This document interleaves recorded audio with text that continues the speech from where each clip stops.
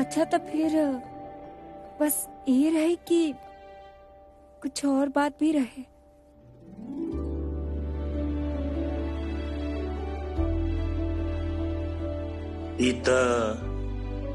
इत रहल ही, लेकिन कुछ और बात भी करे के बा आपसे रानी। कुछ जरूरी बा।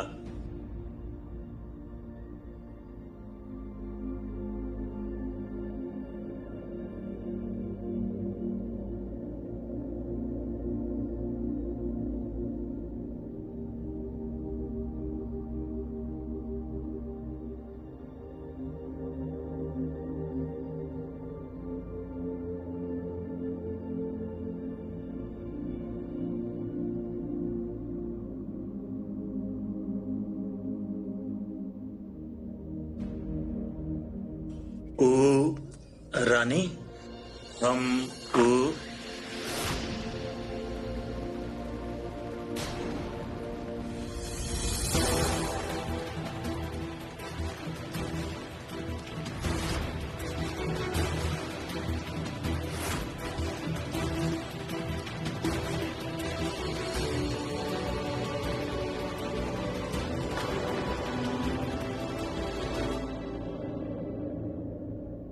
काका का भइल? आप ठीक बने? चल जाए आप यहां से।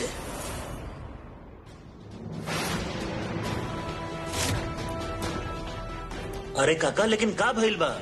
जो ना होके के चाहत रहे। बहुत सुन चुकल बानी हम, बहुत सह चुकनी। हमार सब्र के बांध अब टूट चुकल बा।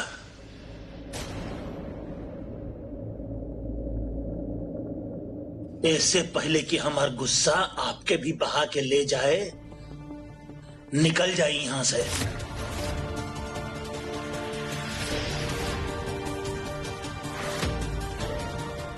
काका, हम वही के बारे में रानी से बात करे आइल बनी। बात करे के बाना कर लेब, जितना मर्जी हो कर लेब, लेकिन ऐसे पहले आप अपन रानी साहब से इजाजत लेकर आए। और अगर इजाजत ना मिले ना, तब दोबारा यहां लौट के मत आए।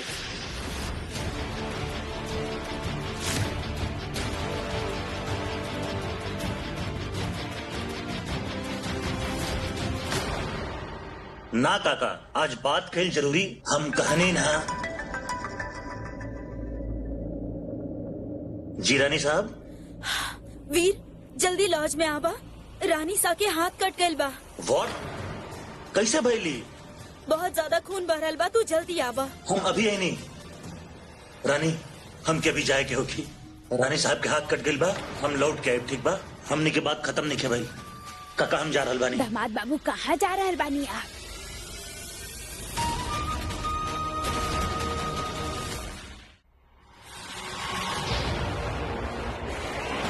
वो आ रहल बाना।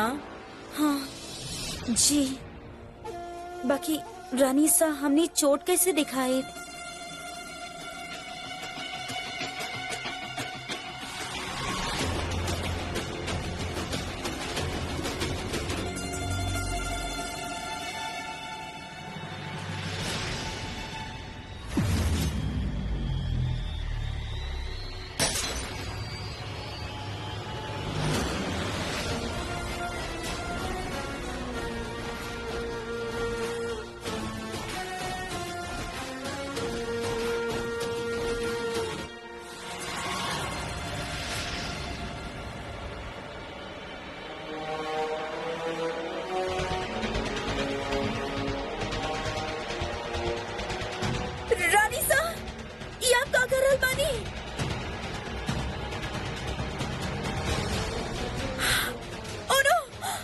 जितना हमार घाव गहरा होई, उतना ही वीर हमार कंट्रोल में रही।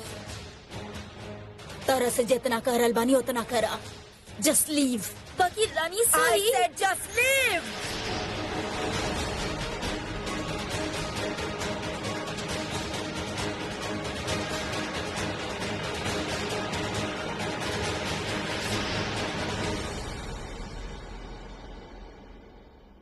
दरवाजा बंद कर दा।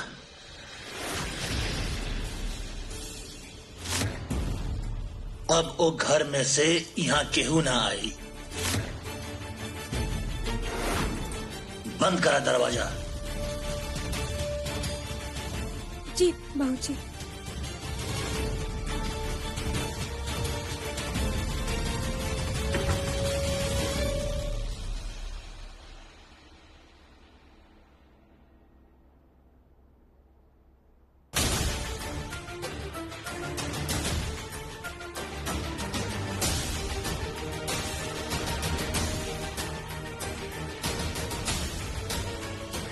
रामाधीर इतना गुस्सा में काहे बड़ा?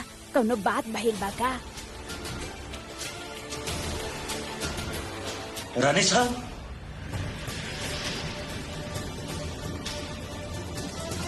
वीर कैसे बैली? हमार पैर फिसल कैसे गए। बैली? जमीन पे कांच के टुकड़ा पड़ल रहे और हमार हाथ ऊपर गिर गए। आप एक दबा कर रखी। हम मेडिकल किट लेके आवत बानी। हाँ।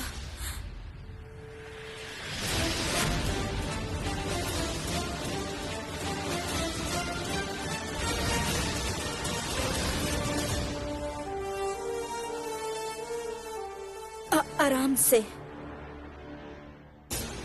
खून तब फिर बन जाई, लेकिन तोहार और रानी के रिश्ता हम फिर से बने ना देब। आखिर रोक ही ले ली ना तारा के रानी से बात करे से।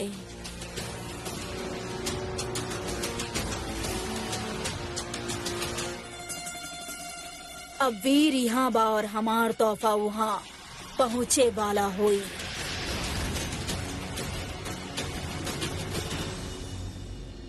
तू दामाद बाबू के काहे ना बतियाई देला? कौन मुंह से बताई तो के अम्मा की का सुन के आ रहल बानी हम। हद करत बड़ा तू दोनों, हाँ? दामाद बाबू खुद चल के आइले बतियाई खातिर और तू उनकरा जाए के कह देला।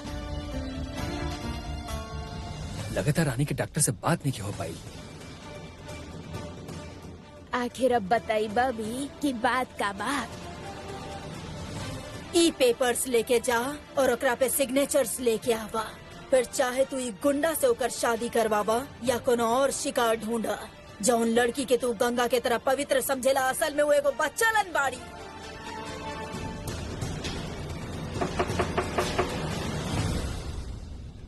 हम देखता नहीं।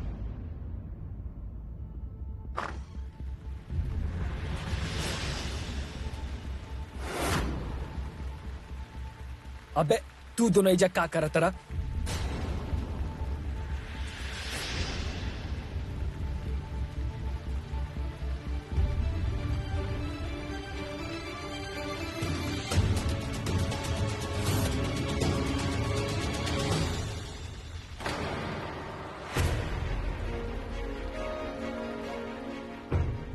शगुन के थाल रानी सा भिजवेले बाड़ी वीर के तरफ से। हम जानतानी कि आप लोग वीर से बात ना करे चाहतानी, ऐसे हुई भिजवा के अपन बात बुलवेले बा। ई शादी के जोड़ा और सुहाग के सारा सामान बाए में।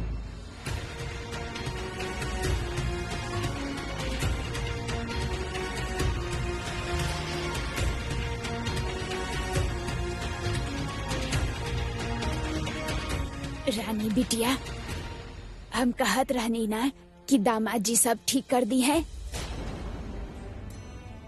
देखा, उनके अपन गलती के पछतावा हो गए।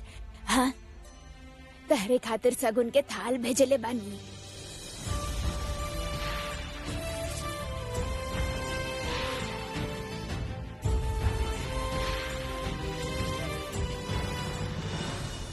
का बात है, का बात है। हमरा ना पता रहे कि रानी और बिरजू के शादी के लेके आप लोग इतना खुश हो जाए।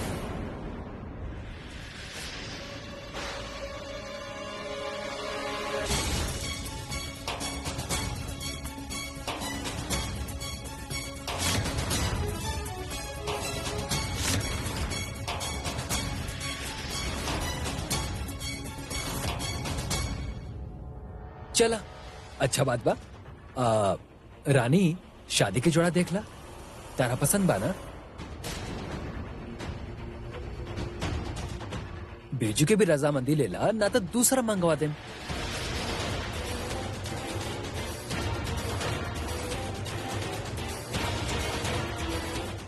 आखिर अब वही खातिर ओकरे खातिर तो सजग बता रहा हूं।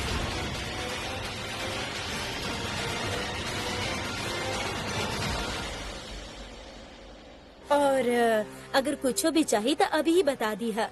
वो का बाना कि वीर और रानी सा हमनी सब वापस जयपुर खातिर निकला तानी ते यही से।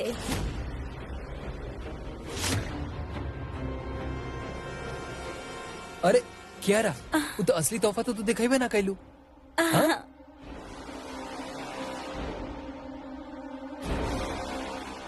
ई रहल तहार आजादी के टिकट रन, तहार और बिरजू के भविष्य के फ्री पास, तलाक के पेपर्स,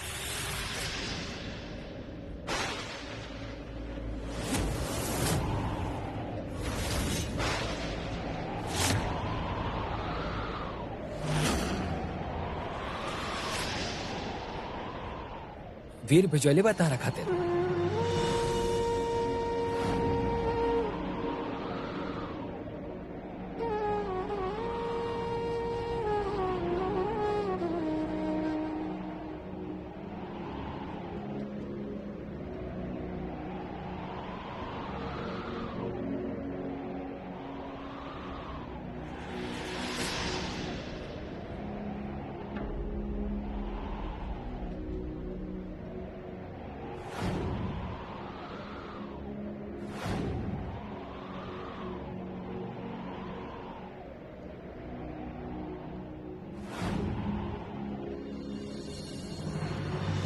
रानी साहब, पेन किलर हम आपके दे दिले बनी, ये एंटीबायोटिक बा।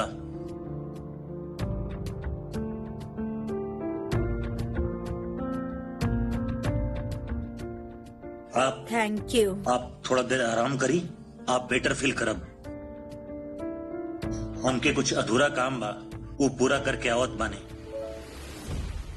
ये फिर वो लड़की के पास जाई और सारा खेल बिगाड़ दी। वीर कहाँ जा रहल बड़ा? हम रानी के पास जरूरी बात करे के बा उनसे। रानी साहब चल जइहा, थोड़ा देर आराम कर ला। ना रानी साहब, बात तो आज ही होगी। वीर तू कही, वीर अगर रानी के पास जात बड़ा तो ओकर कोनो फायदा नहीं खे। काहे? कहे कि हमने अभी वहाँ से ही आ रहल बानी।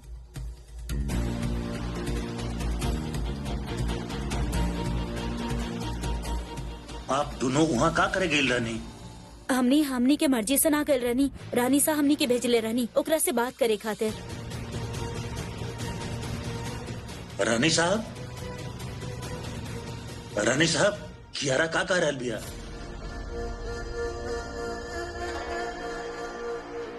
हम तो हर माँ बानी वीर। बच्चा भले ही अपन माँ के सामने ना रोवे, लेकिन माँ ओकर दर्द फिर भी समझेली। तू कहता देला कि तोहार रानी से कौनो वास्ता नहीं खे, बाकी हम तोहार दिल में ओकरा खातिर फीलिंग्स देख ले बानी। तहरा वो फीलिंग से लड़ते देख ले बानी।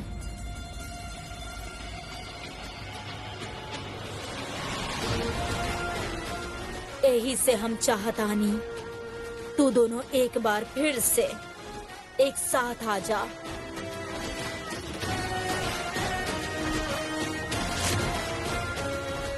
हम जानतानी वीर, तोहार और कियारा के शादी एगो नाटक बा। हमरा पहले शक रहे, लेकिन कियारा से बात करे के बाद वो सब कंफर्म कर देली। मगर रानी सा वहाँ से कुछ और ही जवाब आइल बा। का मतलब? रानी तरह खातिर पेपर्स भेजले बाड़ी तलाक के।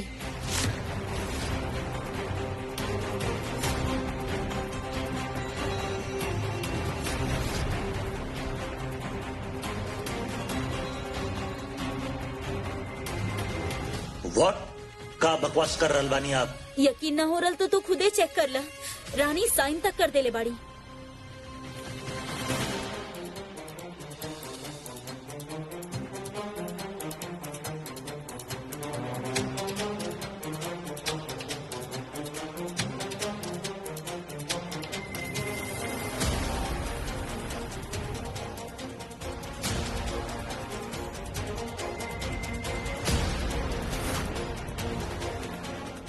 इन नकली सिग्नेचर काफी असली लग रहल बा।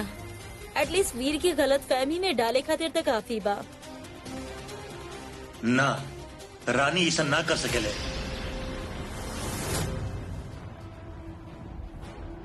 तोहार प्यारा रामू काका हमनी के मुंह पे मारले बाड़ी। बस प्यारा, एकरा आगे कुछ नहीं किसुरे के चाहता हम। तू चाहता रामू का कैसे पूछ ला, शायद उनका बात पे तो भरोसा हो जाए ना तारा के। हम उनके अभी कॉल करत बानी।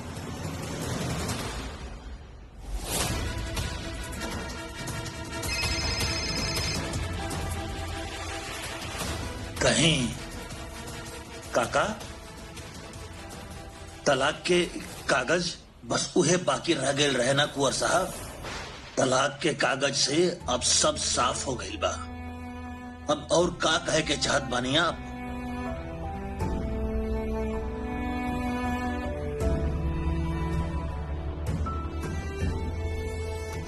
हम रानी से बात करके चाहत बानी।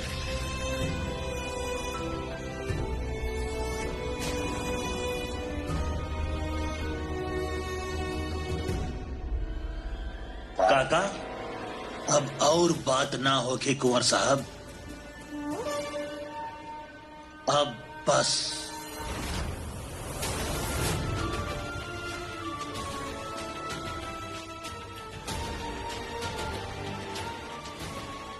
अब प्लान के हिसाब से एक पेपर जाई रानी के लगे और एक रानी के नकली सिग्नेचर के साथ वीर के लगे।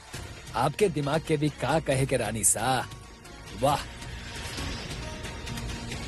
लेकिन काका, लेकिन हेलो हेलो, फोन काट दिले हो।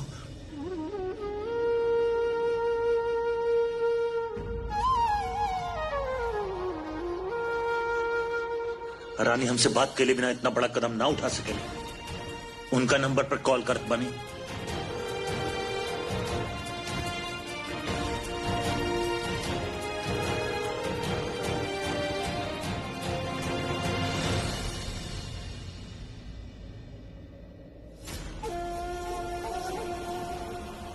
हम इतना जल्दी हार ना मानब।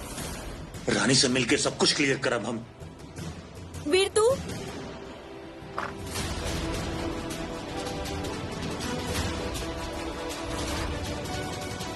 अब वो रानी से मिले गइल बा और हमने यहाँ पे इतना चिल कैसे बैठ सके नहीं? तू यंग लोगन के कोनो एक्सपीरियंस का हो खेलाना और अपन बड़न से कुछ सीखेला ना। वीर और रानी के बीच के गलत फहमी अब कबो दूर ना हुई। रानी सा आप कैसन काहे लागेला? काहे की बात अब दो परिवारन के बीच के बा। ई छोट लोग जितना गरीब हो खेले ना उतना ही खुददार भी हो खेले। रामाधीर के बेटी के बेइज्जती भइल बा। उ वीर और रानी के अब कबो ना मिले दी। ओकरा दरवाजा से ही वापस लौट के आवे के हुई। देख ली हा।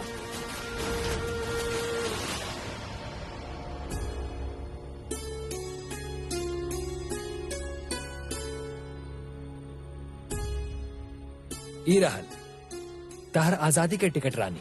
तहार और बिरजू के भविष्य के फ्री पास, तलाक के पेपर्स वीर भिजले बड़न तारा खाते। बिरजू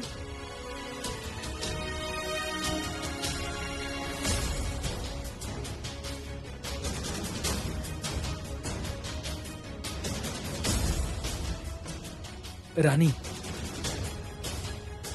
रानी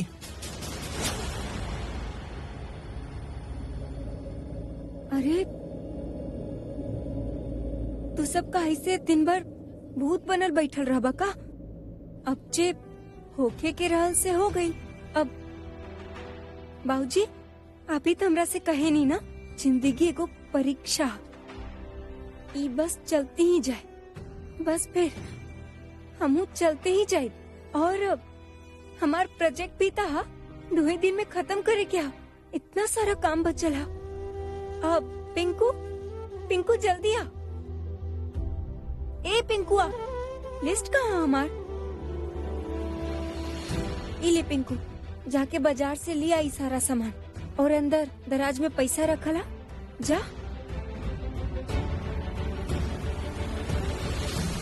का देख बिरजू, दुख जतावे के कोनो जरूरत नहीं है, काहे कि हमरे पास टाइम ही नहीं है ये सब फील करे के।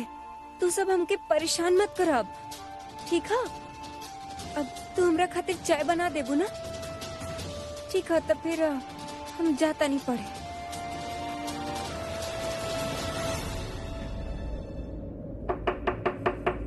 अभी के है ससुरा।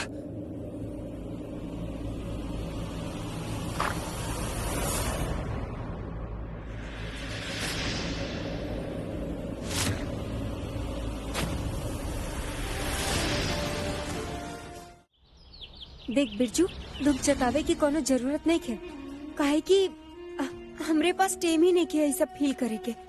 तू सब हमके परेशान मत कर अब, ठीक है? अब तू हमरा खातिर चाय बना देबू ना? ठीक है, तो फिर जाता नहीं पड़े।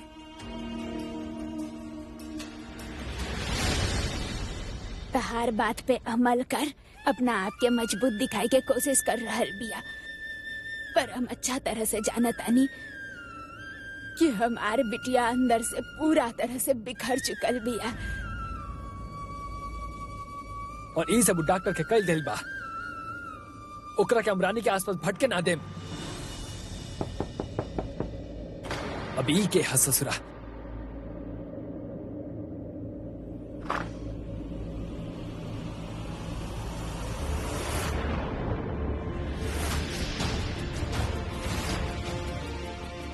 अब का लेवे आयल बड़ा डॉक्टर? हम के रानी से बात करे के बाद बिरजू हट जा तू। रामू का तारा के प्यार से समझले रहलन और हम तारा के मार के समझाएं। चले जा। ये रानी और हमरा बीच के बात बा, हट जा तू। अब तो हर मनमानी ना चली डॉक्टर।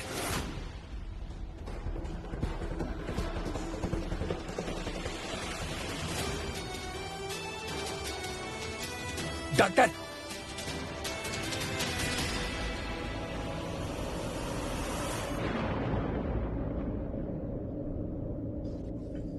दादी प्लीज, बस 2 मिनट के बाद बा। बहुत मौका देले बानी आपके दामाद बाबू, पर अब ना तो हम और दुख सह सकब, ना हमार बिटिया में और दुख सहे के क्षमता बा।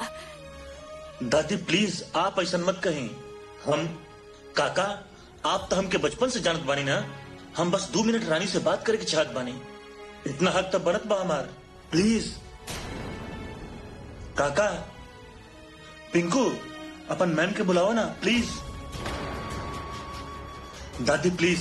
रानी, अब आपके सुनवाई ना हो सकेला, हमनी के हमार हाल पे छोड़ दी। हम आपके हाथ जोड़तानी, आप एहिजा से चल जाई यहाँ से।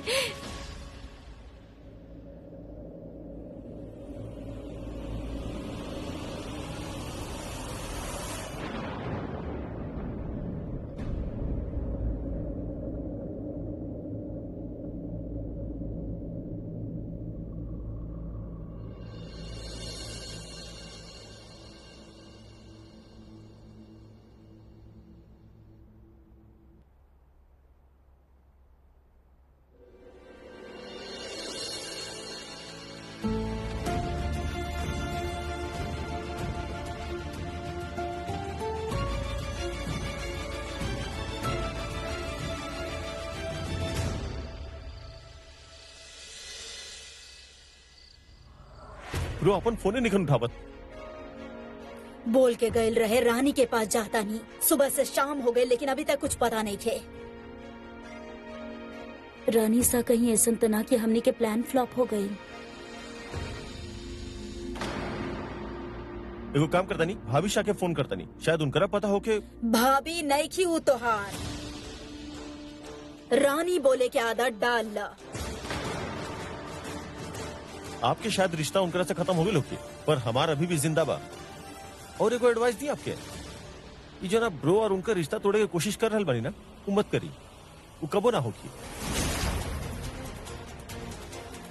तब बहुरानी बोले क्या था, छोड़ब ना, बाद में बहुत दिक्कत होगी आपके।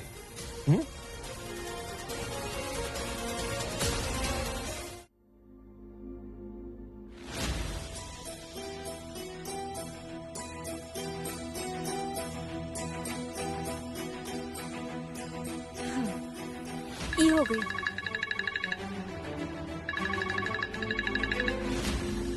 देवर जी इतना रात के? हेलो देवर जी, काबिल सब ठीक है? अब भाभी साहब ब्रो वहाँ पे बड़े का? नाता माने दादी अम्मा हमके बतैले रहनी कि काफी देर पहले निकल चुकल बाड़न हो। काबिल कोनो दिक्कत है का? वो यहाँ पे ना आइले और मिलत भी नहीं खन। का? एगो काम करता नहीं, हम बाहर जाके उनका ढूंढता नहीं, आपके कुछ पता चली तो बता देब ना, ओके? हाँ आप भी बता दे। कहाँ चल गए लनू?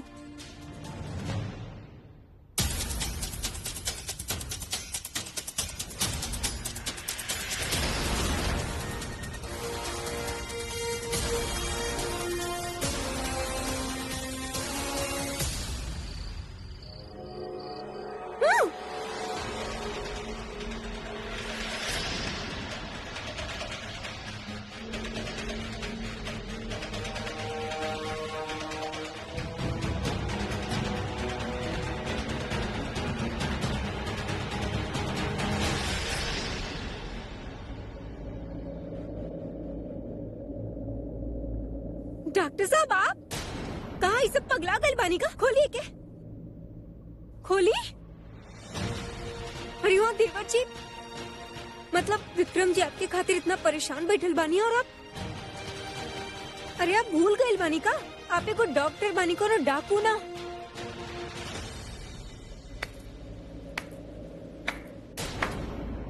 थैंक यू रानी, हमके ई याद दिलाए खातिर कि हम एगो डॉक्टर बनी। भूल गए रानी, जौन तरीका के हम हरकत कर रहा बनी आजकल, चिल्लाइल, गुस्सा कइल, किडनैपिंग, शराब पियल, हम खुद से कर लग रहे कि हम के बने। बट थैंक यू। आपके क्यों मजबूर ना कैले बने मजबूर, आप हमके मजबूर कैले बने। हम मजबूर कैनी है आपके? आप कहता नहीं सब हमरे चक्कर में हो रहा है। चक्कर में, आपके वजह से और आपके खातिर।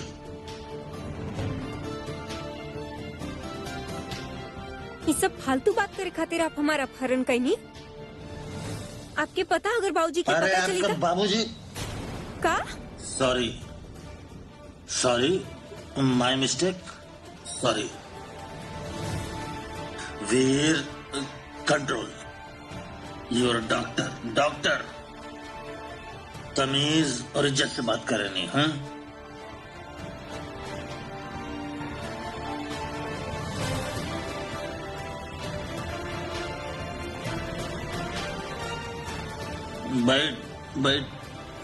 बैठ के बात करते हैं, बैठ के बात कहिए। अरे बैठी ना।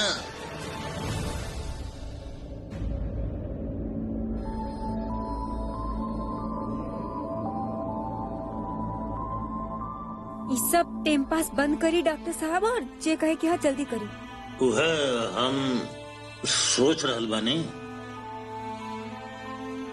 शुरुआत कहाँ से करी। सब कुछ तो खत्म कर देनी है, फिर शुरुआत के बाद काहे करता नहीं? हमके बात करे के बाद से रानी, परंतु हमके आपसे कोनो बात न करे क्या? हम जा रहल बानी। रानी रुकी।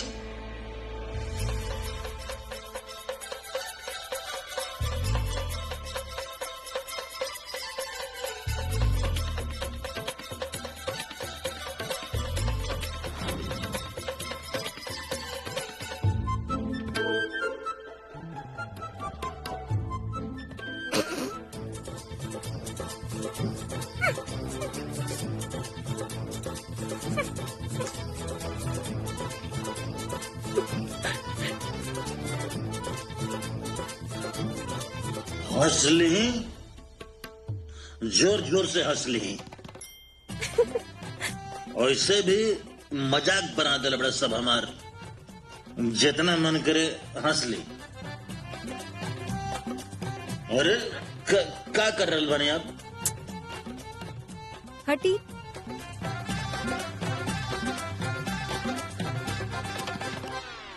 अभी ड्रामा बंद करिए और ये लिए के लपेट लिए। हम नहीं बने वाला है। तक रात भर ऐसे फटल पैंट में खड़ा रहा का? ई अकड़ छोड़ी और लिए के लपेट लिए। रानी, अब बात के समझ नहीं की रहा। हम अपन हाथू टर्न ना सके नहीं।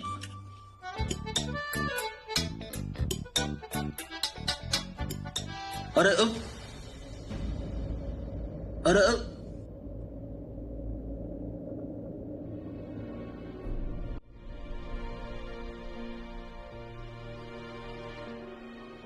तेरे हुए रंगरेज पिया हम, तेरे हुए रंगरेज,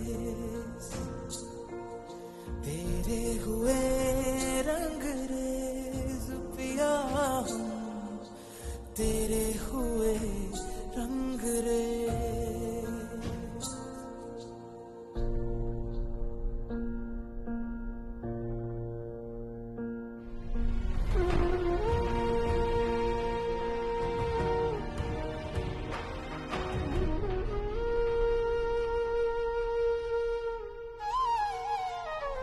तेरे हुए रंगरेज पिया हम, तेरे हुए रंगरेज, तेरे हुए रंगरेज पिया हम, तेरे हुए रंगरेज।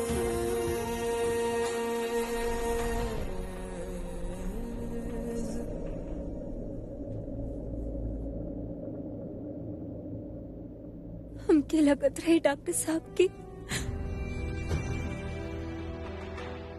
हमार बीच के दूरी एक दिन हमने के करीब आवे पे मजबूर कर दी। गलत रहनी हम।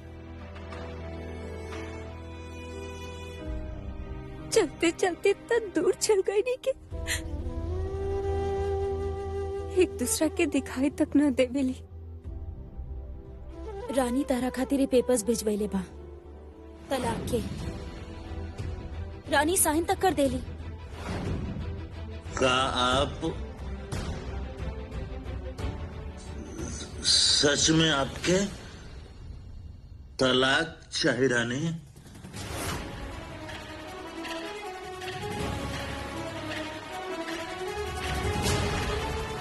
का आपके सच में लागेला कि कागज पर साइन कर देला से हमनी के बीच के दूरी पर मुहर लग जाए? तलाक के कागज था आप खुदे भिजवाले रहनी और जवाब हमरा से मांगता नहीं। बोले सच में आपके लागत बाइसन? हमनी के दोस्ती, हमनी के नोकझोंक, हमनी के रिश्ता सब खत्म कर देवे के चाहत बानी आप?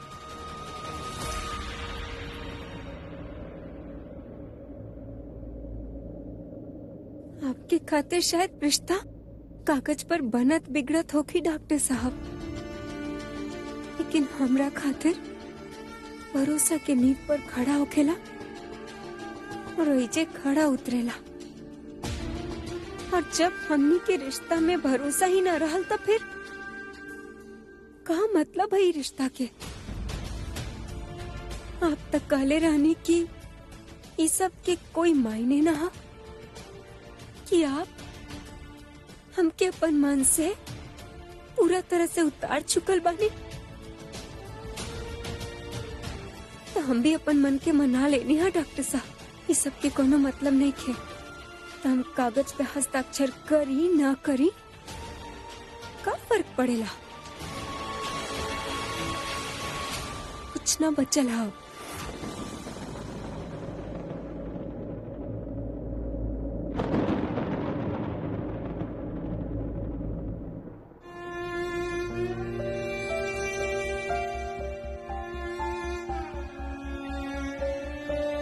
तो फिर ठीक बा,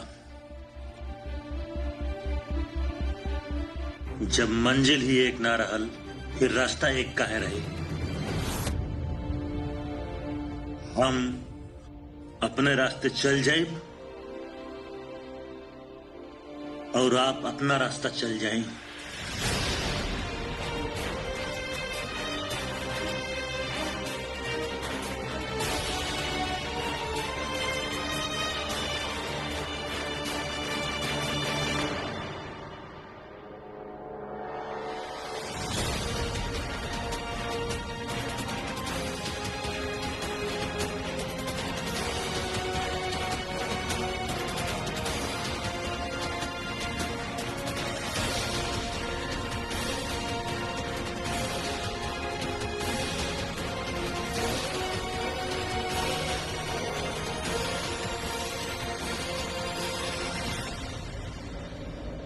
और जब हमनी के रिश्ता में भरोसा ही न रहल तो फिर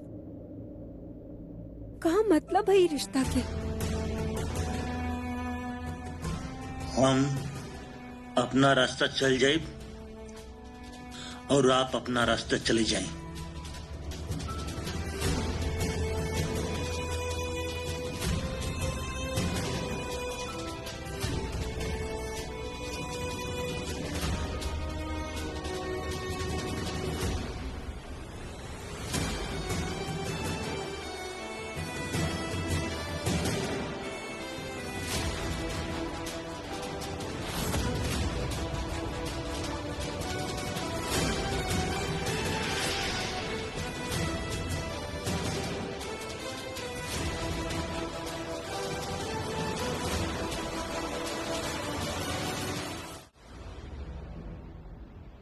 आज तक ऐसन कबो ना भइल कि वीर हमरा बिना बतैले कहीं गए होके।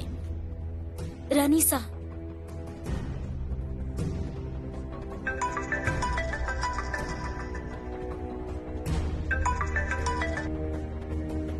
या mom?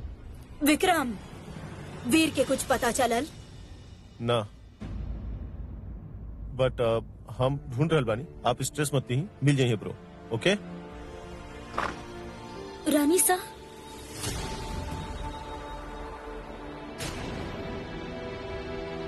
Hello mom, are you ओके?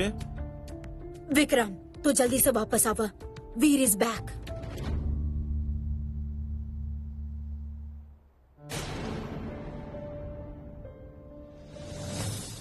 का हाल बना रख लेला तू अपन? कहाँ रहला तू वीर? तेरा कोनो आइडिया भी बा कि रानीसा कितना परेशान भइनी दहर खातिर? शायद हमसे बेसी ना।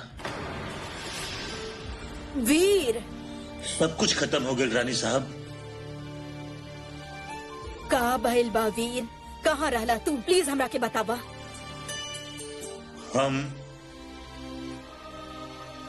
हम वहां ई सोच के गेल रहनी रानी साहब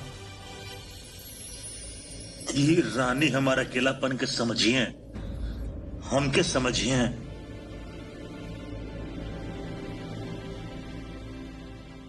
लेकिन वो सब कुछ खत्म कर देली रानी साहब।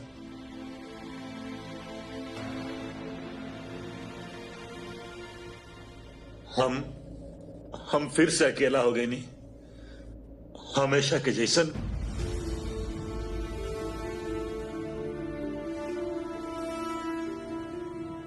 और जब हमनी के रिश्ता में भरोसा ही न रहल तो फिर का मतलब है ये रिश्ता के? तो हम भी अपन मन के मना लेनी है डॉक्टर साहब। ये सब के कोनो मतलब नहीं खे। तो हम कागज पे हस्ताक्षर करी ना करी का फर्क पड़ेला? सब कुछ खत्म हो गया रानी साहब, सब कुछ खत्म हो गया। हमके वापस जाए के बा रानी साहब। हम कल ही बलिया छोड़ के जाए के चाहत बानी। यहाँ कुछ नहीं के बचल। हम वापस जाए के चाहत बानी। रानी साहब, आप हमके माफ कर पाई ना? ऐसन काहे कह रहल बड़ा वीर? काहे कि हमरा वजह से आपके कितना कुछ सहे के पड़ल। I am so sorry. माँ बानी हम तोहार, अगर थोड़ा सह लेनी तो ओकरा से कोनो फर्क ना पड़ेला। तू अपन ध्यान रखा, रूम में जा, फ्रेश हो जा। हाँ,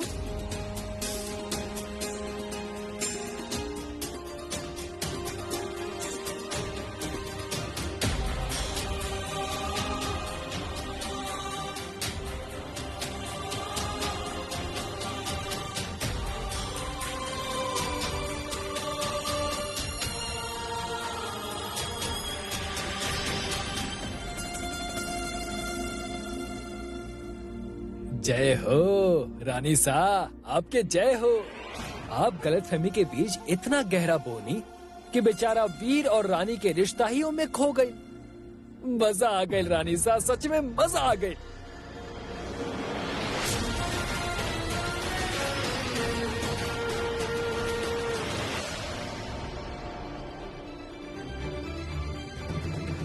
जब मंजिल ही एक ना रहल, फिर रास्ता एक काहे रहे। हम अपने रास्ते चल जाए और आप अपना रास्ता चल जाए। आपके खातिर शायद रिश्ता कागज पर बनत बिगड़त होगी डॉक्टर साहब, लेकिन हमरा खातिर भरोसा के नींव पर खड़ा होखेला और ऐजे खड़ा उतरेला। और जब हमनी के रिश्ता में भरोसा ही न रहल, तो फिर का मतलब है ये रिश्ता के?